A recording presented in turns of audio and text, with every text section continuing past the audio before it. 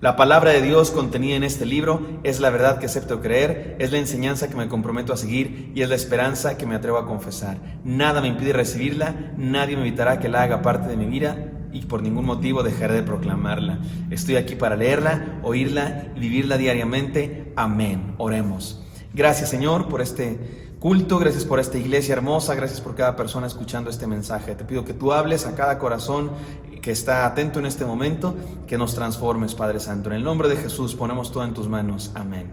Que Dios les bendiga, queridos hermanos. Escuchemos la palabra de Dios. Amén. Amados hermanos, feliz año 2022. Dios les bendiga. Y qué bueno que estamos juntos. Qué bueno que apenas ha pasado un día de este nuevo año y estemos juntos como iglesia. Ayer estuvimos juntos seguramente como familia.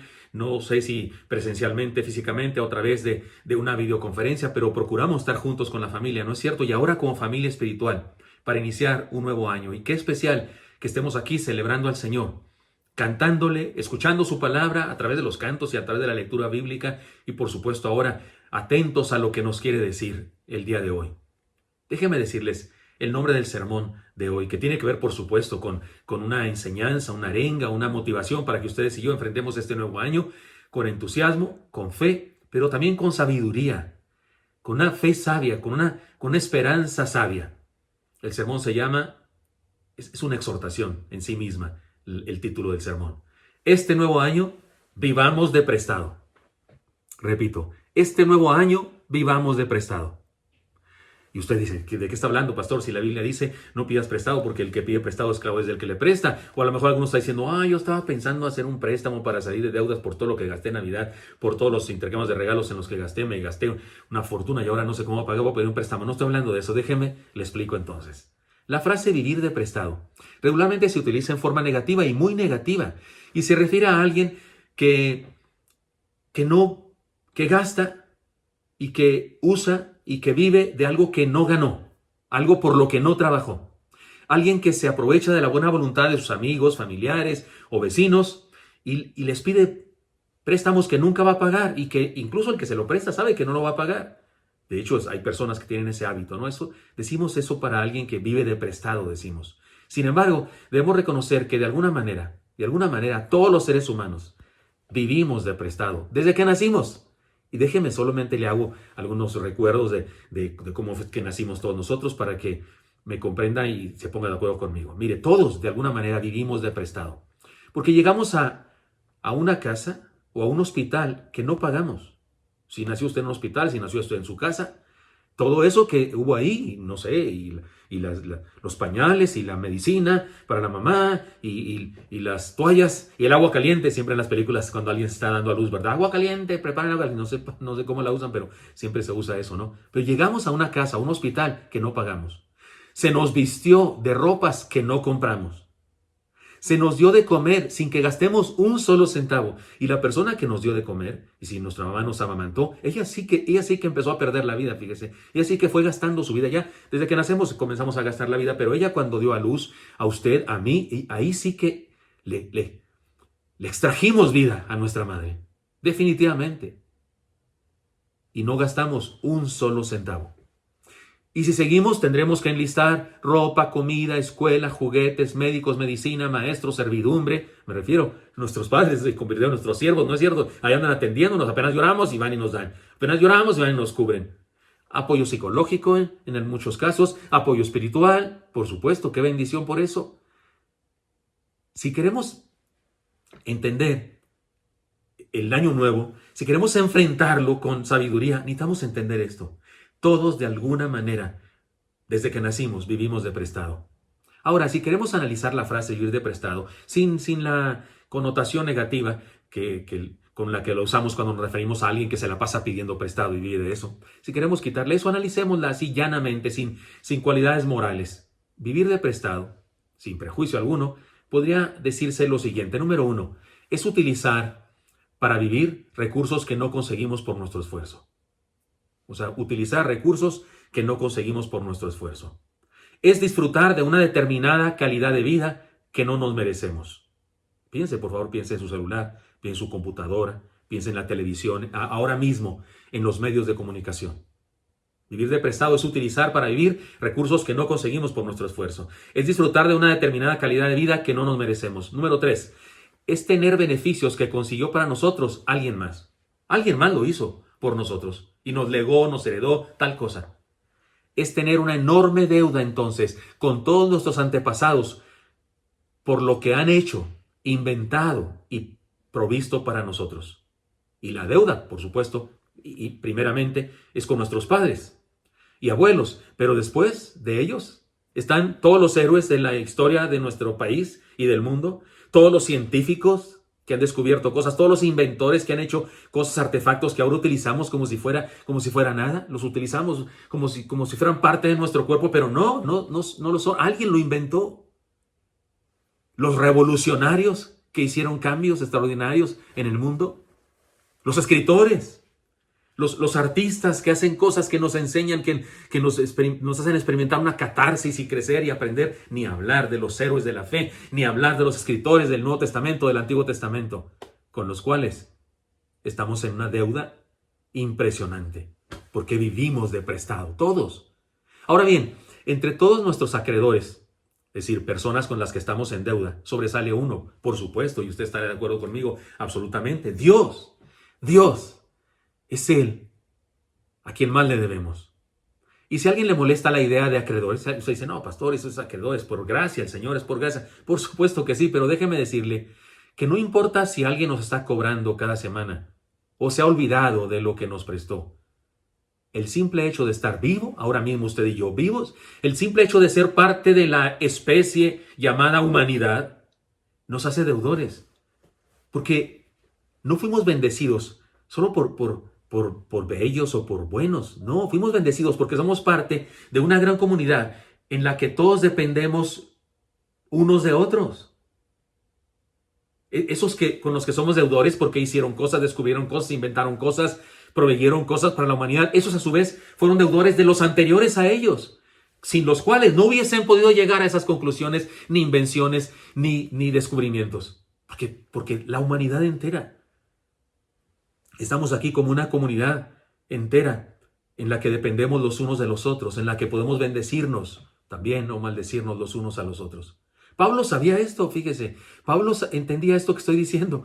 Déjeme leer un pasaje que escribió él mismo. Dice así, Romanos 1:14. A griegos y a no griegos, a sabios y a no sabios, soy deudor. ¿Cómo la ve? O sea, Pablo decía, los griegos y los no griegos, es decir, gentiles, todas las razas son mis acreedores, les debo algo, decía él. Pablo sabía que no había sido salvado, transformado y capacitado para que se hiciera famoso como filósofo del primer siglo. Él sabía que no había sido bendecido de esa manera para que sus libros y escritos se hicieran virales y vivir tranquilamente con sus regalías. Él sabía que no había sido salvado, transformado, bendecido para que la gente le aplaudiera y le alabara, para hacerse rico, usando sus habilidades, las que Dios le había dado, las bendiciones que Él le había dado.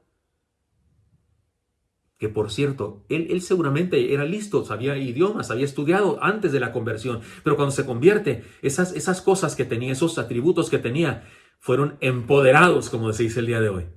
Sin embargo, él sabía que no le habían bendecido de esa manera, no le había dado Dios la vida, todo lo que le había dado para hacerse famoso, para hacerse millonario, para pasar a la historia como alguien digno de alabanza. Él sabía que había recibido todo eso para usarlo para bendición de otras personas, para compartir con los seres humanos la bendición más grande que se puede compartir a un ser humano, el Evangelio. A eso se refería él cuando dijo, a griegos y a no griegos, a sabios y a no sabios, soy deudor. Porque no estoy aquí, no he sido bendecido de la manera que he sido bendecido solamente para mi provecho personal. He sido bendecido para compartir lo más valioso que puedo compartir, el Evangelio.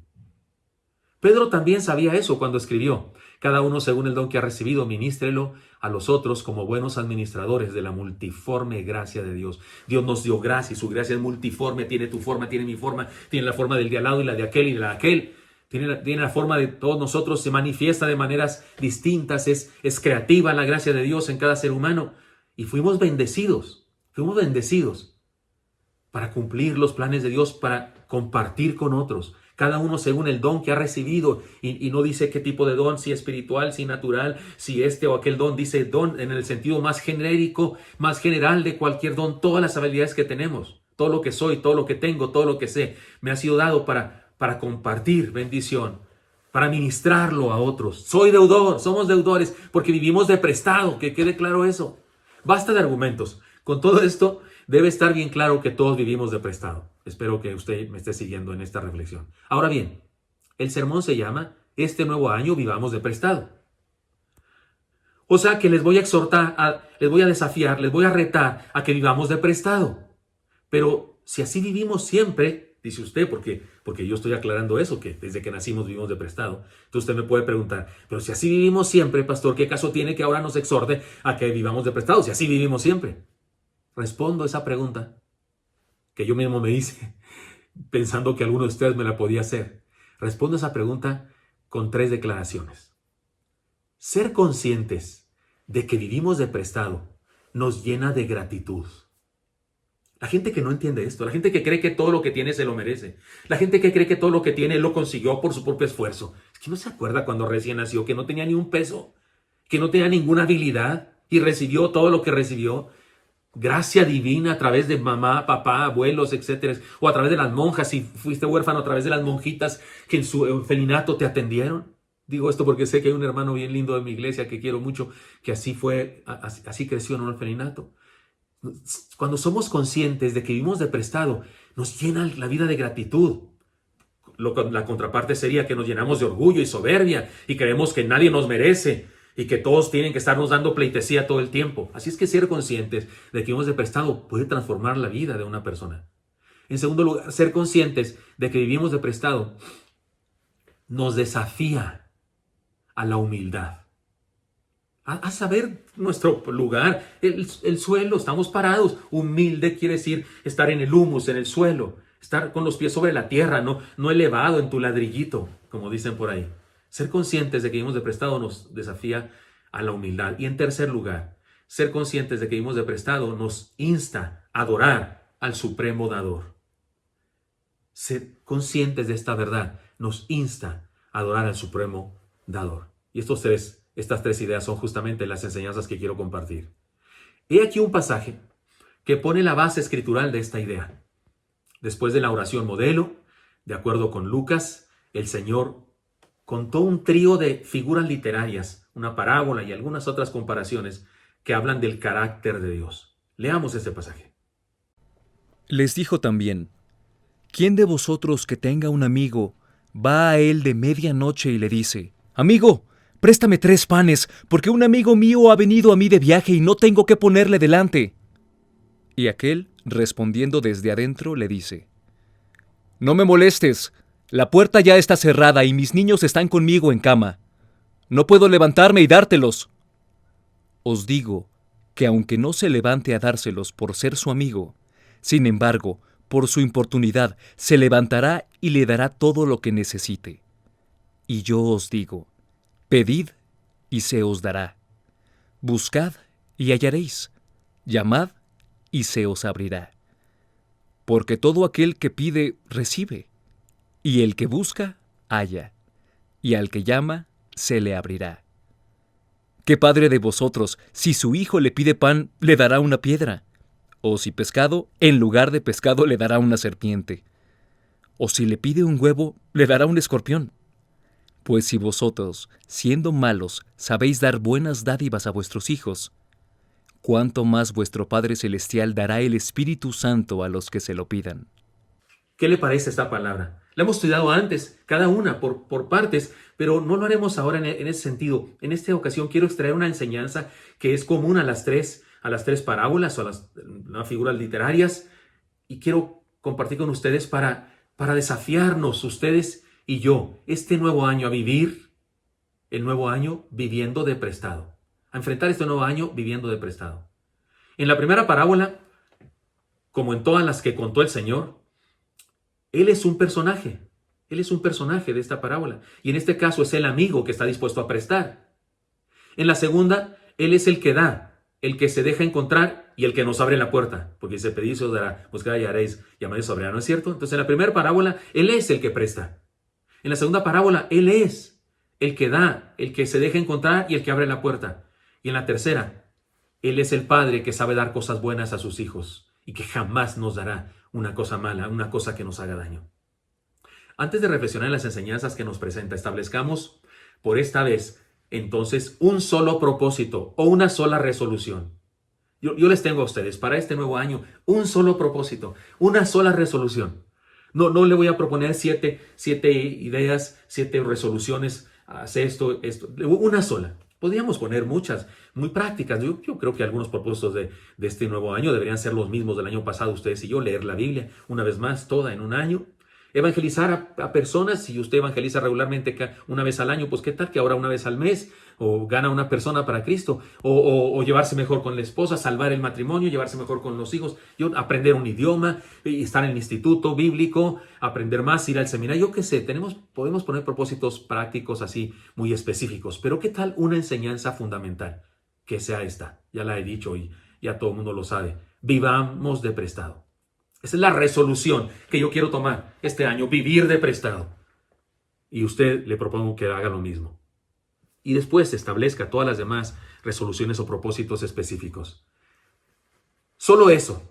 Este nuevo año vivamos de prestado. Pero para comprender los elementos prácticos de esta resolución, les desafío a lo siguiente. En primer lugar, la primera manera de explicar vivir de prestado.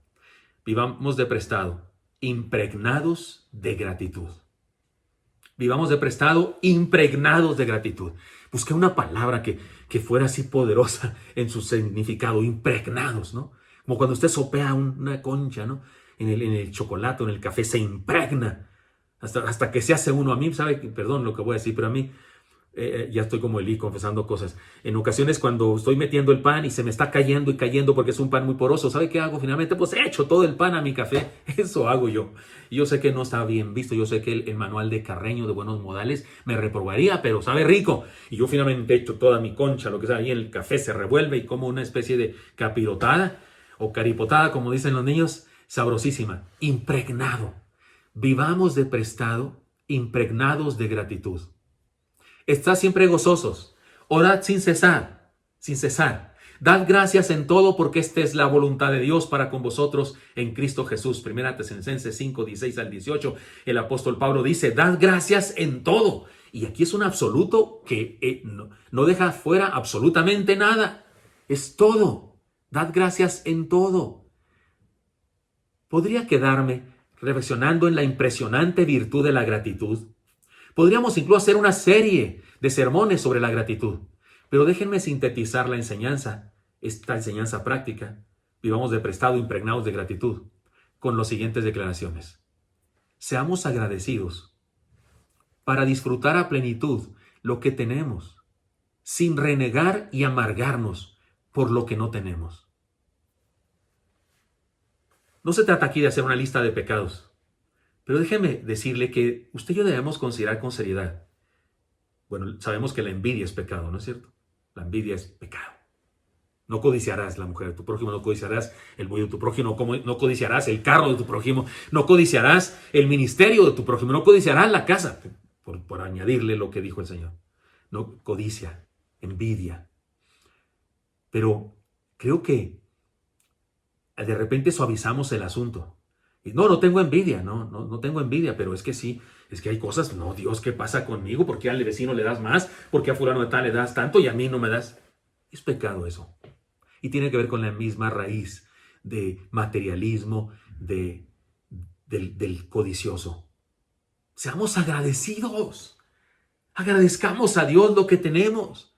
Que lo primero que hagamos por la mañana no sea decir, ay, no tengo calentador para que la casa esté calientita y está todo frío. No, que lo primero que digamos, gracias Señor por este techo.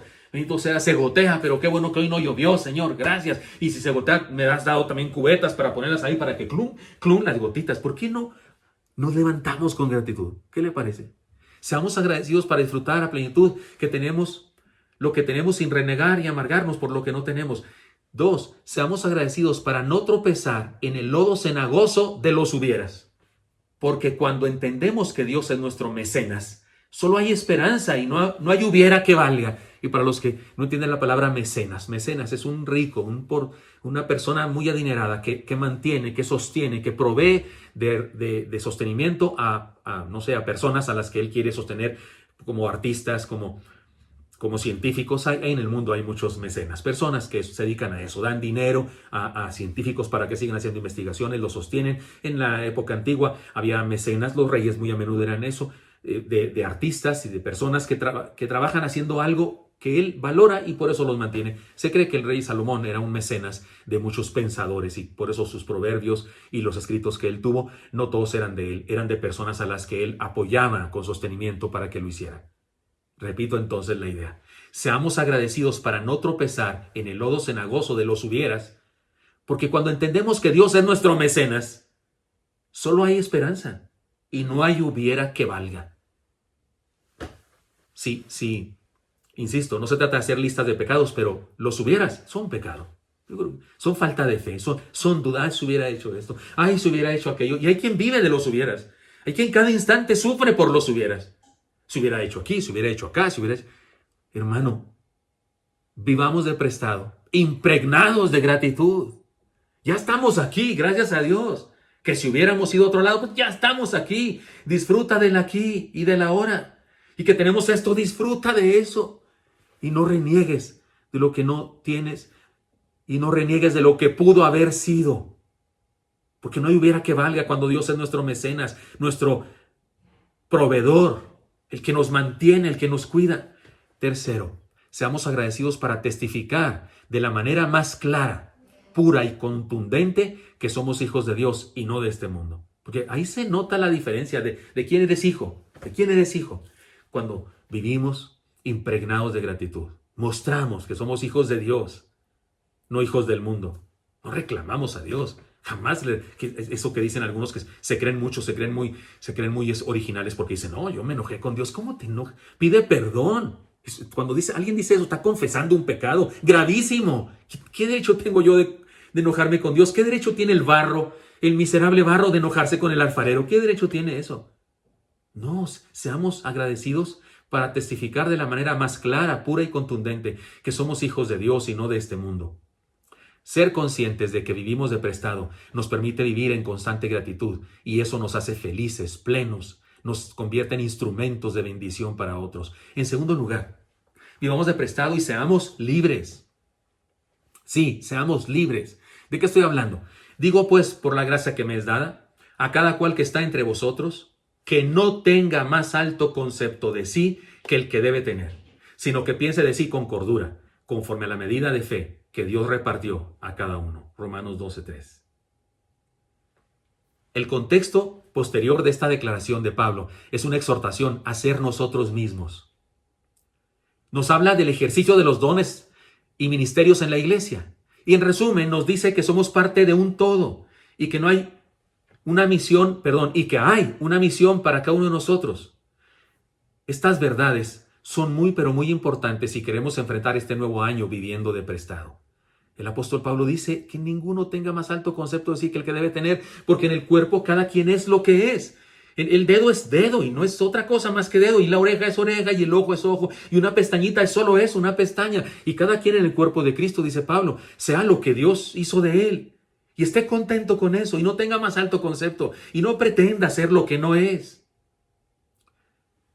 Por eso digo, estas verdades son muy importantes si queremos enfrentar este nuevo año viviendo de prestado. Y déjeme decirlo eso en términos prácticos con las siguientes declaraciones. Seamos libres de cumplir el plan de Dios para nuestra vida y no nos esclavicemos a aquello que el mundo quiere que seamos. ¿Tienes resoluciones? ¿Tenemos resoluciones?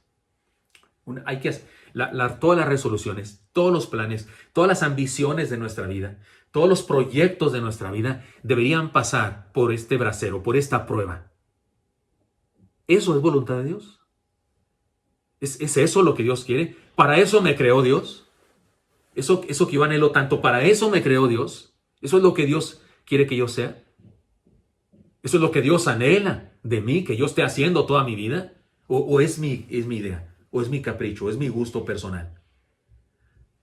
Yo lo he dicho muchas veces, cuando estamos en comunión con Dios, cuando permanecemos en el Señor, cuando caminamos con Él, cuando andamos en su voluntad, Él pone en nosotros el querer como el hacer por su buena voluntad. Pero hay ocasiones en las que no andamos en su voluntad. No estamos cimentados en Él. No somos discípulos que amamos lo que Dios ama, que odiamos lo que Dios odia. No, andamos con ciertas emociones mundanas, con ciertos sentimientos y apetitos mundanos. Y eso nos lleva a caminos que no fueron planeados por Dios. Por eso, seamos libres de cumplir el plan de Dios para nuestra vida y no nos esclavicemos a aquello que el mundo quiere que seamos. Porque usted y yo no dependemos del mundo. No le preguntamos al mundo qué quieres que sea. Le preguntamos a Dios. En segundo lugar, seamos libres de entregar a Dios nuestra vida y venzamos el cántico de las sirenas que pretenden impedirnos hacer aquello para lo que fuimos creados. Repito, seamos libres de entregar a Dios nuestra vida y venzamos el cántico de las sirenas que pretenden impedirnos hacer aquello para lo que fuimos creados. Recuerde, las sirenas, porque esto es metafórico, ¿no? Las sirenas en la Odisea. Viene de regreso Odiseo, justamente, Ulises, y resulta que él pide que le pongan cerilla en los oídos. Desde entonces eso de los oídos se llama cerilla también. Para no escuchar a las, cera pide él, para no escuchar a las sirenas que tienen voz hermosa y hipnotizan con su voz a los marineros. Estos se tiran al mar para ir con ellas y ellas se los comen. Las sirenas originalmente eran monstruosas, eran monstruos marinos que hacían daño. El cántico de la sirena se utiliza para hablar de ese llamado del mundo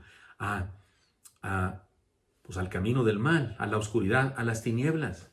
Seamos libres de eso. Entreguemos a Dios nuestra vida. Venzamos ese cántico de las sirenas que pretenden impedirnos hacer lo que Dios quiere que hagamos, que nos impide, que pretenden impedirnos hacer aquello para lo cual fuimos creados. Preguntémosle a Dios qué quiere hacer de ti y si quiere que seas un cristiano que ejerce la medicina, pues adelante. Si quiere que seas un cristiano que ejerce la pedagogía, pues adelante. Pero que Dios sea el que nos marque rumbo, no nuestras ambiciones mundanas. Número 3, seamos libres de disfrutar lo que somos y no ser esclavos de tener que hacer un papel para vivir. Porque hay gente que no es ella misma, es un papel. Hace un papel. Yo le he explicado eso antes en otro contexto, en otro sermón, ¿no? Los cristianos santurrones que hacen un papel de buenos cristianos, de cristianos victoriosos. Le preguntas, ¿cómo está? ¿Qué responden? En victoria, hermano. Así con la ceja levantada. No puedo levantar la ceja, pero hacen así cara de artista de película, ¿no? Así como que, en victoria, hermano. Yo estoy en Cristo, hermano. Aleluya. Gloria a Dios, hermano. Y hablan así con tono de voz como de muy santurrones. Eso es un papel. Vive en victoria, de veras sé victorioso, pero no tienes que andarlo diciendo, porque dice el dicho, dime de qué alardeas y te diré lo que no eres, o más bien dice el dicho, dime de qué alardeas y te diré de lo que careces, así dice el dicho. Seamos libres de disfrutar lo que somos y no ser esclavos de tener que hacer un papel. No tengo que hacer un papel, no tengo que inventarme una postura, una forma de ser. El otro día fuimos a una casa a comer con unos hermanos de nuestra iglesia. Una carne riquísima, por cierto, los hermanos Aguilar, y estaba por ahí una persona a la que le están hablando del Señor Jesucristo, y entiendo que le fue bendición vernos en ese relajo tremendo. El pastor era el más relajiento de todos. Había ahí hasta pleitos teológicos y risas y cosas y parece, alguien me decía que le fue bendición saber eso. No somos santurrones, no somos estereotipados como tenemos una cara así de santurrón. Aleluya, sí, hermano. Hermano, se echa otro cowboys, otro cowboys. Oh, hermanos, sería bendición por la gracia de Dios poder comer ese alimento que usted me ofrece. No, sí, écheme otro, hermano, y váyame calentando unas tortillas. Ser quien eres, ¿por qué fingir? Pero ahora hay quien se disfraza de algo que quiere llegar a ser. Pregúntate, ¿eso es lo que Dios quiere para ti? Mejor sé eso. Y si Dios no quiere que seas eso, entonces ¿qué andas haciendo en el camino equivocado? No hay más absurda esclavitud que la de pretender ser alguien que no somos. No hay más absurda esclavitud que la de pretender ser alguien que no somos. ¿Y por qué le llamo absurda? Porque fui creado para algo. Sería bueno que yo encontrara eso y duro con él. Duro con ese ministerio. La esclavitud de pretender ser alguien que no somos es la definición más perfecta del concepto bíblico pecado. Amartía, la palabra griega, significa errar al blanco. Así es que andar incursionando en lo que Dios no te llamó para eso. Es la definición más clara y perfecta del concepto pecado en la Biblia. Errar al blanco. Estás errándole si andas incursionando en algo que Dios no quiere que hagas. Ser conscientes de que vivimos de prestado nos permite la libertad de ser aquello que Dios planeó que seamos desde antes de crearnos, y eso es plenitud de vida. Alguien me dijo a mí cuando yo tenía la lucha de si Dios quería que yo fuera pastor y esas cosas, me dijo Gilberto, me dijo el hermano Francisco Almanza, me dijo Gilberto, si Dios lo está llamando a usted para ser su siervo y usted no lo obedece, usted puede hacer lo que sea de su vida, puede estudiar una carrera que quiera y puede tener éxito incluso económico, pero usted va a ser el hombre más infeliz del mundo. Y luego me dijo, y si Dios no lo está llamando a usted al ministerio, pero usted se va al seminario y le anda haciendo ahí de pastor y no sé qué, pero Dios no lo quería ahí, usted va a ser el hombre más infeliz del mundo. Yo dije, yo quería que me ayudara, me la puso más difícil porque ahora entiendo lo trascendente de eso, pero no fue difícil, fue bien claro lo que Dios quería de mi vida, fue clarísimo. Y me parece que a todos nosotros nos habla claro. ¿A poco creen que Dios nos habla en crucigramas o nos habla con enigmas como los documentos que encuentra Indiana Jones para descubrir dónde está el arca de Dios o la copa de la Santa Cena? Son películas. Dios nos habla con claridad. Su palabra nos dice con claridad. Su palabra dice ahí qué debemos hacer y qué no debemos hacer. Y cuando tú y yo obedecemos su palabra, viviendo en santidad, viviendo en su pueblo, estudiando la Biblia, caminando con Él, amando lo que Él ama, cuando estamos en su voluntad, ¿qué crees? Él produce en nosotros el querer como el hacer por su buena voluntad. Entonces no es tan difícil. Ser conscientes de que vivimos de prestado nos permite la libertad de ser aquello que Dios planeó que seamos desde antes de crearnos, y eso es plenitud de vida. En tercer lugar, para terminar, vivamos de prestado adorando a Dios con nuestra vida. Dice la palabra, así que hermanos, os ruego por la misericordia de Dios que presentéis vuestros cuerpos en sacrificio vivo, santo, agradable a Dios, que es vuestro culto racional. No os conforméis a este siglo, sino transformaos por medio de la renovación de vuestro entendimiento, para que comprobéis cuál sea la buena voluntad de Dios, agradable y perfecta. Esto está en Romanos capítulo 12, versículos 1 y 2. Déjeme explicar algo muy importante, porque acuérdese cómo dice esta enseñanza número 3, o esta tercera manera de cómo traducir vivamos de prestado este nuevo año. Vivir de prestado adorando a Dios con nuestra vida. Necesitamos definir entonces adoración. Porque hay quien piensa que se trata de música, que se trata de culto, que se trata de levantar las manos, que se trata de cantar mucho en la iglesia, hasta sudar después de hora y media de cantar. Adoración es algo que se dice con sencillez, pero es algo profundo y extraordinario. La adoración a Dios es el sometimiento de nuestra voluntad a su soberanía. No tiene que ver con una actividad, tiene que ver con una actitud. No es algo que hacemos en un determinado momento, no, es algo que vivimos todos los momentos de nuestra vida. Sometimiento absoluto de nuestra voluntad a su soberanía. Nuestra voluntad humana a su soberanía divina. De la misma manera que un águila solo puede ser libre cuando hace aquello para lo que el Creador la diseñó. Nosotros solo seremos plenos cuando vivimos sometidos a su suprema, perfecta y beneficiosa voluntad. Porque déjeme le digo que hacer la voluntad de Dios nos beneficia a nosotros. Hacer la voluntad de Dios nos causa a nosotros bendición. Y cuando hacemos aquello para lo cual fuimos diseñados, estamos adorando a Dios, porque estamos sometiendo nuestra voluntad a su soberanía. Porque Él nos dio atributos, nos dio capacidades y luego nos dio una misión y nos puso en este mundo. Pero no nos obligó a cumplir con la misión que nos dejó. No nos obliga. Nos hace un llamado a que le respondamos. Y entonces nuestra obediencia es un acto de adoración. Porque no nos equivoquemos. Él solo quiere lo mejor para nosotros. Y si no quiere que andemos por cierto camino, es porque ese camino no nos lleva a algo bueno. Punto. Cuando no quiere que vayamos por cierto camino, es porque sabe que ese camino nos va a destruir. No es su capricho de que no quiere algo para nosotros. No, es su amor y su gracia que nos quiere impedir un desastre, un futuro de muerte. Por eso andemos en su voluntad adorándole. Déjenme lo explico de esta manera. Adorémosle, es decir, obedezcamos sus designios para nuestra vida. La Escritura dice en el Evangelio de Lucas que los fariseos y los religiosos de aquella época, dice, desecharon los designios de Dios respecto a ellos mismos. Eso es terrible. Adoremos, es decir, obedezcamos sus designios para nuestra vida. Disfrutemos de tener una identidad cristianos, discípulos, mayordomos, hijos de Dios, santos. Lo que va después es muy importante, pero es secundario. Yo soy cristiano y trabajo de pastor. También soy escritor y compositor de canciones, pero primero soy cristiano. Primero somos cristianos, discípulos, mayordomos, hijos de Dios, santos. Lo que va después es importante, pero es secundario. Le explico. No hay doctores cristianos. No, hay cristianos que ejercen en el mundo un trabajo de doctores. Pero sobre todo son cristianos. No hay cantantes o artistas cristianos. Hay cristianos que trabajan como cantantes o como artistas. Pero lo que son cristianos, que en este mundo, pues hacen arte. Hay cristianos que trabajan, no hay maestros cristianos. Hay cristianos que además son maestros.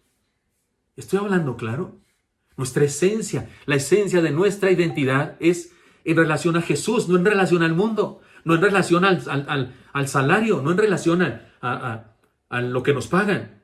Nuestra identidad nos la da mi relación con Dios, con mi acreedor principal, con el que me creó, con el que estoy en deuda.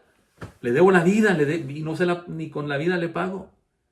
Es mi primera base de mi identidad. Entonces, soy cristiano y luego todo lo demás. Soy cristiano y soy papá. Soy cristiano y soy maestro. Soy cristiano y soy esposo. Soy cristiano y soy su amigo. Pero lo primero es soy cristiano. Porque vivir de prestado es vivir adorando a Dios. Es vivir reconociéndolo como el supremo, el todo de mi vida.